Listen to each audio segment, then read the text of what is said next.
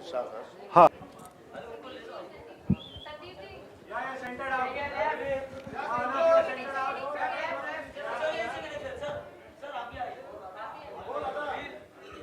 इस साइड आ जाओ। इधर आ जाओ, इधर आओ, इधर इधर।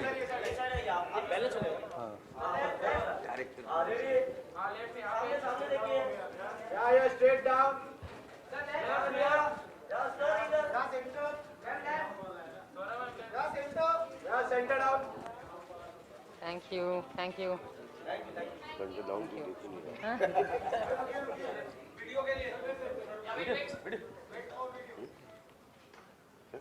वीडियो पीछे वाले का। हिल क्यों नहीं रहा? वीडियो के लिए बना ना।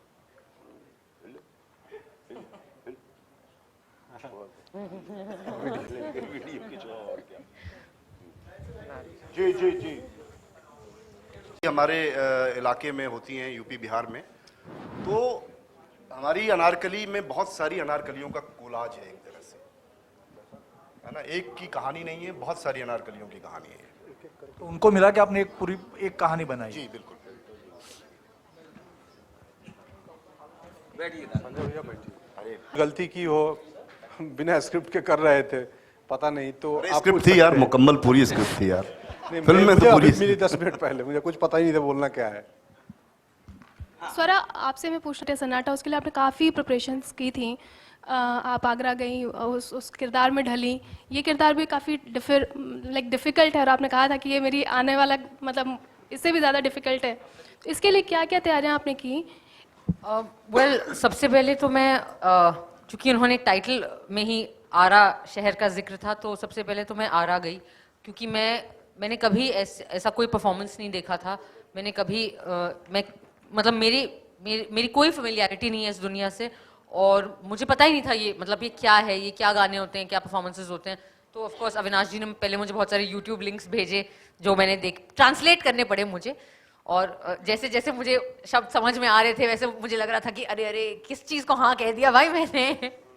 बट मैं आरा गई और मैं मिली ऐसी महिलाओं से जो ये काम करती हैं। मुन्नी ऑर्केस्ट्रा पार्टी है आरा में, जिसका अविनाश जी को बहुत पता है इस दुनिया के बारे में। इन्होंने ही बताया था उस जगह का पता।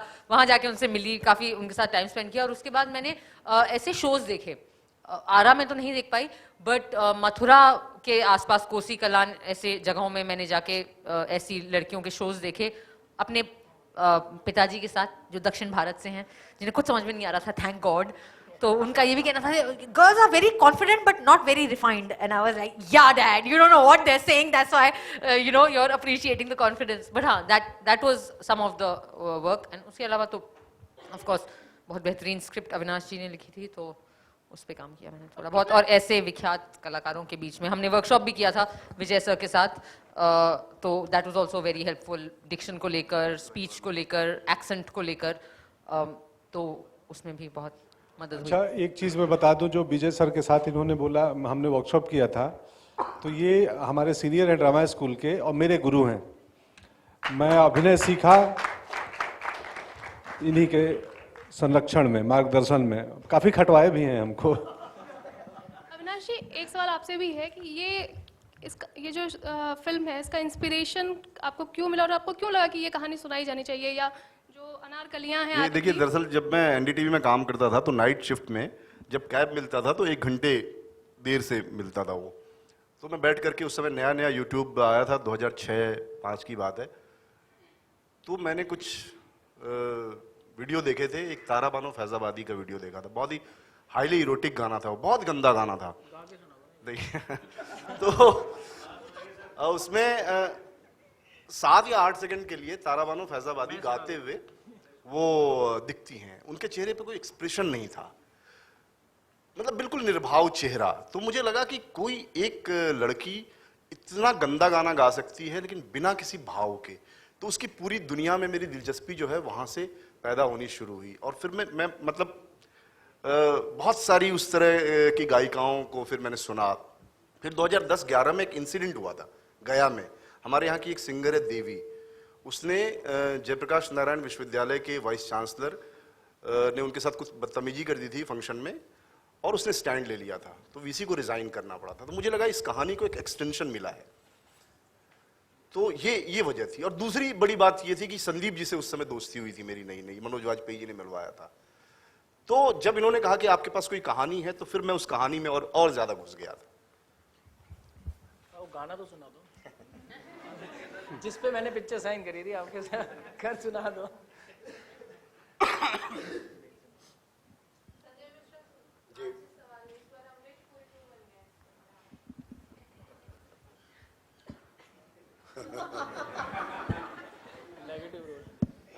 दुनिया में कोई अमरीश पुरी नहीं होता, मुझे ऐसा लगता है।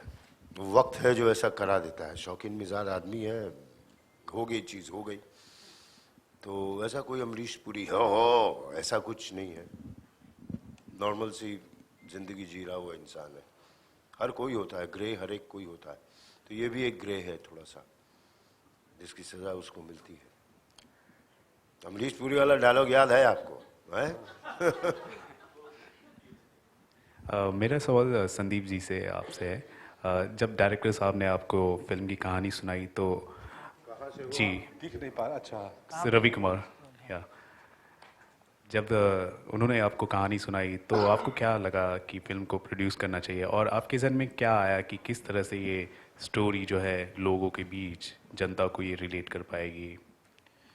जब अविनाश जी मेरे से मिले, जैसा कि इन्होंने कहा 2016-15 की बात है शुरू में, तो उन्होंने कहानी सुनाई। कहानी पे मुझे बहुत अच्छी लगी। उसका एक ही लाइन पे जो गाना था, जो मैं गा नहीं सकता, आज्ञा देंगे तो मैं गा दूंगा, खैर।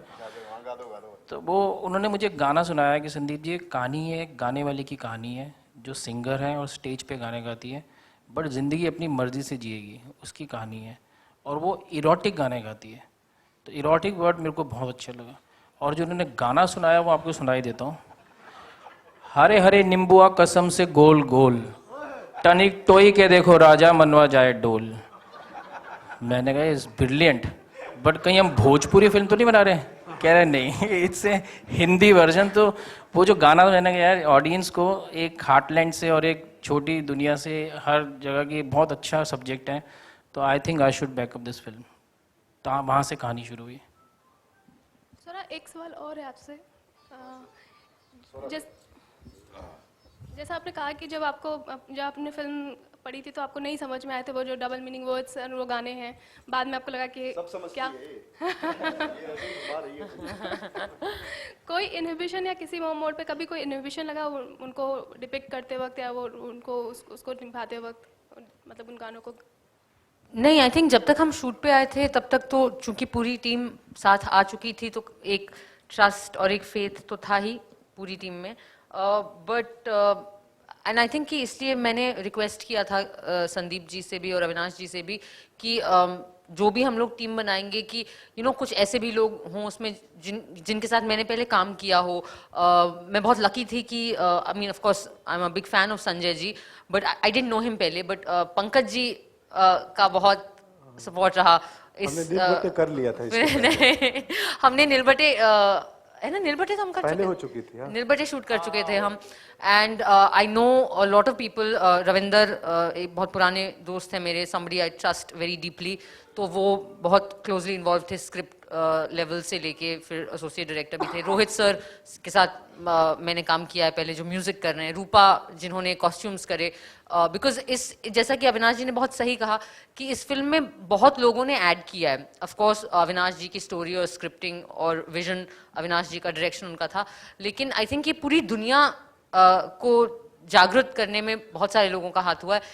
एंड जब तक शूट पे आए हम लोग, तो आई थिंक सब एक दूसरे को जानते थे अच्छे से, तो एक फेथ था। हमने वर्कशॉप्स भी करे, उसमें भी हमने आई थिंक विजय सर ने काफ़ी इनहिबिशंस को लेकर एक्सरसाइजेस कराए, so it was quite all right. लेकिन थोड़ा सा आई थिंक संदीप जी से मैं एक सवाल पूछना चाहती हूँ। सर वो जो एक्स्ट्रा जूनियर आर्टिस्ट लाए थे आप गानों के दौरान, थाने, क्या वो अमरोहा जेल से आए थे क्या? जेब कतरे, पॉकेट मार, तड़ी पार, कौन थे वो लोग? क्योंकि हम लोग जब शूट कर रहे थे गाने तो वो इतने खुश हो रहे थे और इतने एक्साइट हो रहे थे कि I don't know, Sanjay sir को याद है एक जहाँ पे जब आप उठ के आते हैं उसके जस्ट पहले ना दरोगा की लाठी एक आर्टिस्ट मेरे कमर पे रख देते हैं, तो वहां से इस टाइप के कमेंट आ रहे थे कि हाय चक्कू रख दूं मैं, एंड आई एम लाइक तू जिप लगा अपने मुंह पे पहले, तो ये सब भी चल रहा था. सो आई थिंक दैट वाज, मुझे लगा कि अरे वाह एकदम हम हार्टलैंड में काफी ओरिजिनल वाला काम कर रहे हैं. सो लेकिन उसके अलावा I think that I mean there was a lot of support from everyone. So no. Swara, the question goes to you.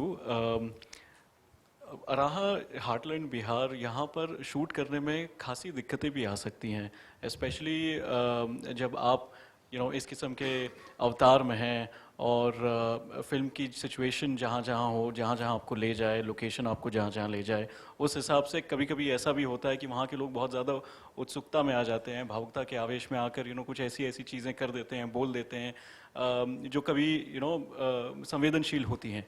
तो ऐसा कोई मौका आप लोगों के साथ आया, या अगर आया तो उसे कैसे आपने डील किया उसके साथ? एक्चुअली ये सवाल संजय जी को जाना चाहिए, बिकॉज संजय जी को देखकर ज्यादा ही उत्सुक हो रहे थे ऑडियंस. और संजय जी के आई थिंक सारी फिल्में उन्होंने कुछ एक किरदार थे ना जो बाबू भाई, हाँ उसके साथ बहुत खुश हुए थे. But we shot in Amroha actually, Delhi और अमरोहा में.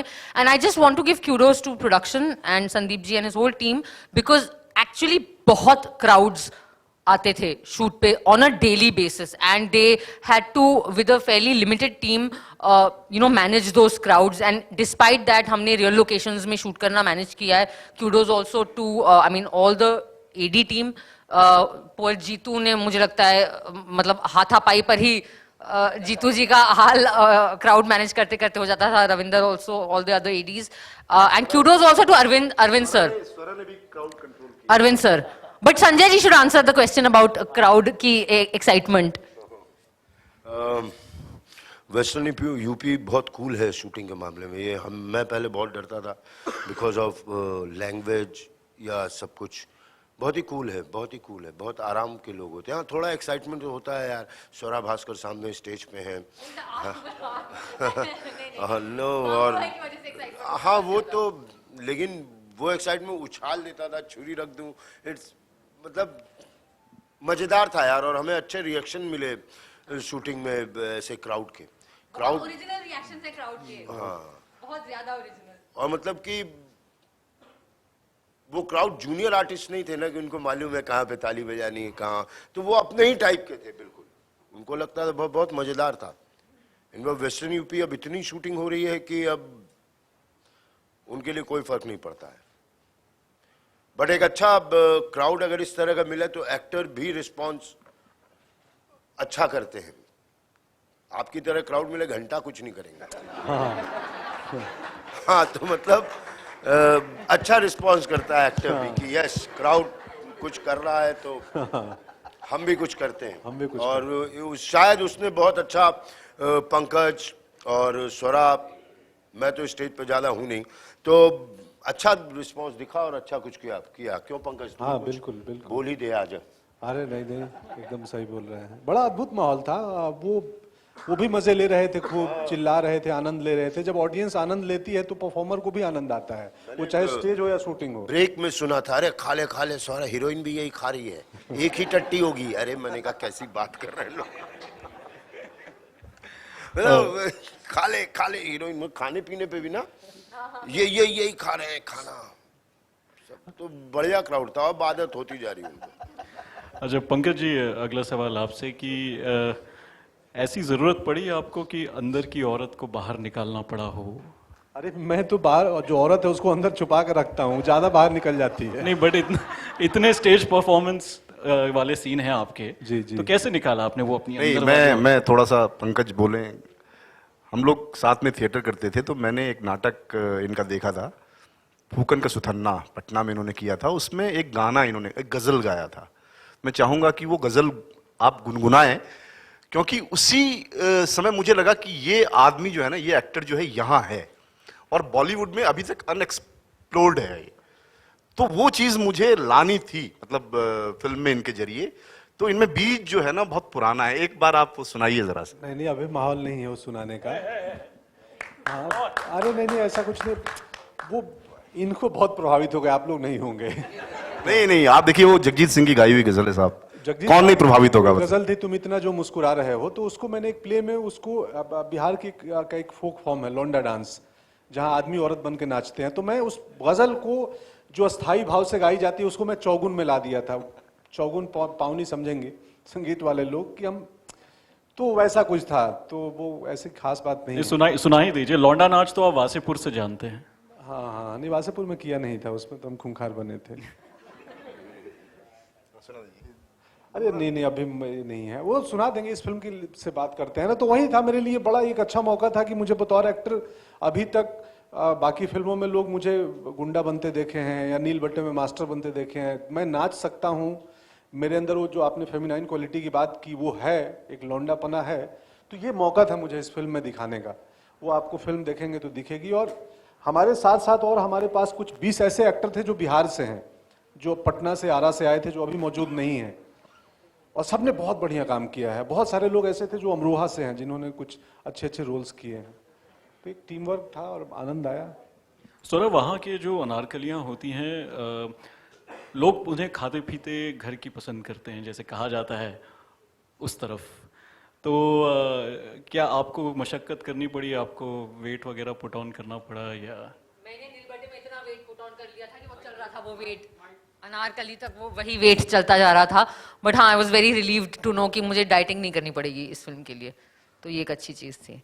लेकिन ये भी अंदेशा नहीं हुआ था कि ऐसे घाघरा चोली पहन के इतनी ठंड में नाचना भी पड़ेगा, उसके लिए भी प्रिपरेशन नहीं थी।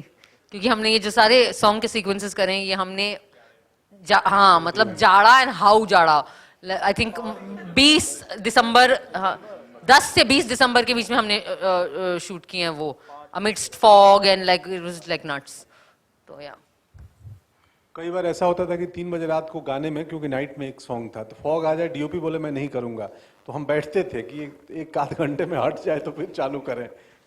ऐसी भी नौबत आई थी।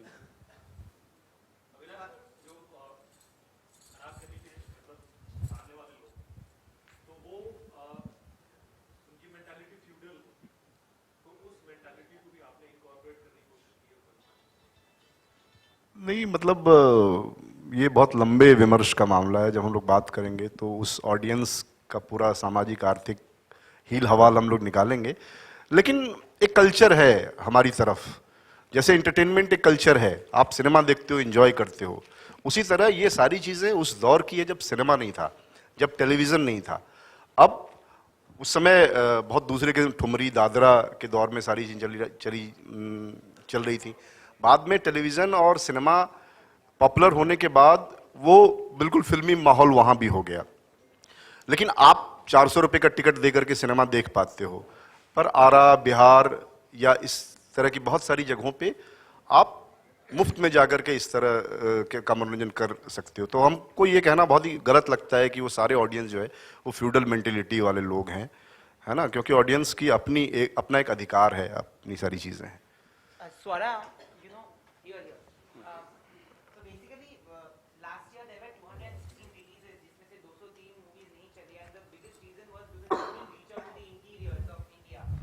This being a masala film and that too from a heartland film, and your last film being a surprise hit, do you think this will actually bring in a base of audience from those interior regions? well, I hope so. I think that this is a film that actually it actually has an appeal across sections. Of course, the most obvious appeal of a film like this, you would think, is the heartland and the Hindi Pradesh. And if you speak in trade terms, then the B centers.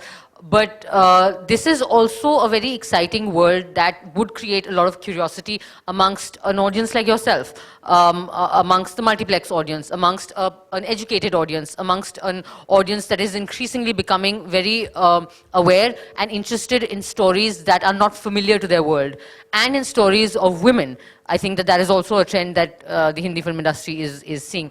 So I think that actually this film has a very universal appeal, and I'm sure that Sandeep ji and his distribution team is quite aware of that in terms of where all they choose to release a film. But I will say that that the y'all as media and also the social media has done a lot of good for small films like this, because it has given us a platform of creating awareness and a buzz without having to invest. You know, we can't compete in terms of marketing budgets with the big fish of the industry. And that's a fact. And I don't think that's anything to be ashamed of.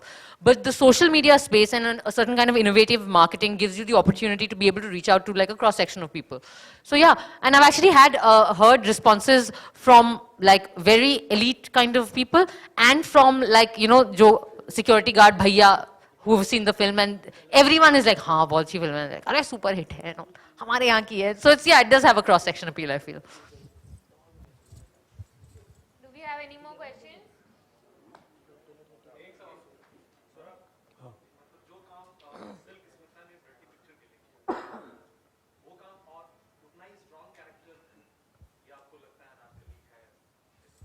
Definitely I think that Anarkali, and मुझे on record मैं अविनाश जी को मैं पहले भी बोल चुकी हूँ, लेकिन ऑन रिकॉर्ड मैं थैंक यू बोलना चाहूँगी, क्योंकि बहुत खुशकिस्मती की बात होती है और बहुत रेयर बात होती है किसी भी आर्टिस्ट के करियर में कि ऐसा एक किरदार मिल जाए जो इतना जिसमें इतना कुछ है और जो इतनी अपॉर्चुनिटी दे एक एक्टर को.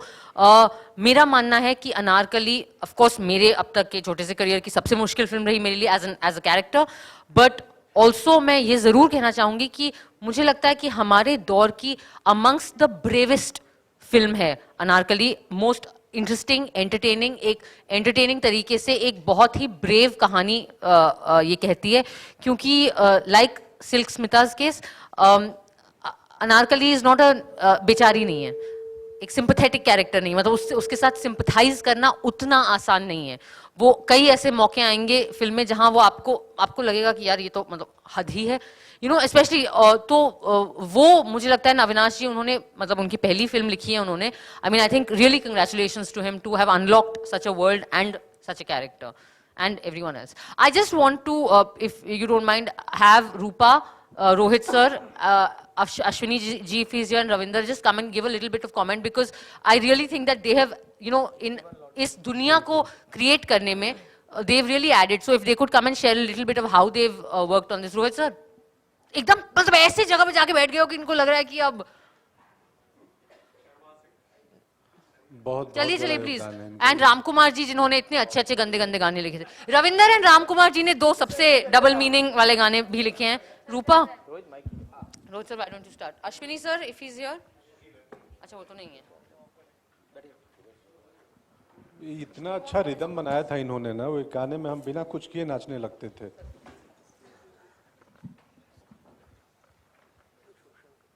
तो